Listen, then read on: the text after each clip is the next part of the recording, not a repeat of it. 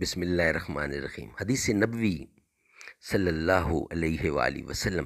ناظرین، صحیح بخاری کی حدیث 5185 اور 86، یعنی 5185 اور 5186، اس کا ترجمہ آپ کے سامنے پیش کر رہے ہیں۔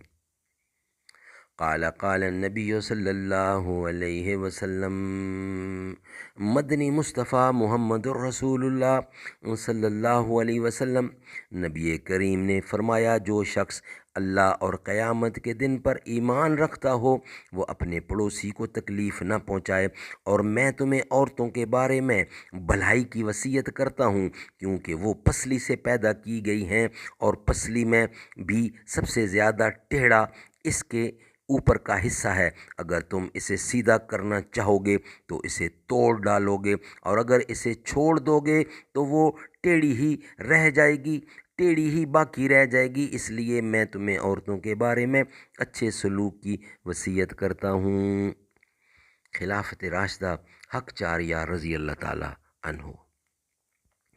زباں پر مومنوں کے جب بھی ذکر تاجدار آئے، زباں پر مومنوں کے جب بھی ذکر تاجدار آئے، تو اس کے بعد لازم ہے کہ ذکر چار یار آئے۔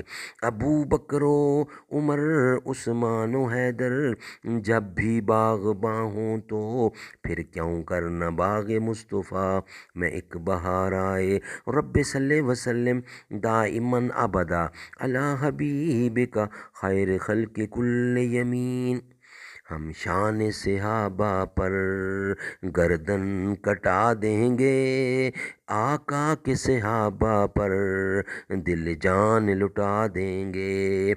دیوان صحابہ کے، مستان صحابہ کے، ہم عشق صحابہ کا پرچم یہ اٹھا دیں گے۔ بزدل کی طرح کب تک چھپ چھپ کے رہیں گے ہم؟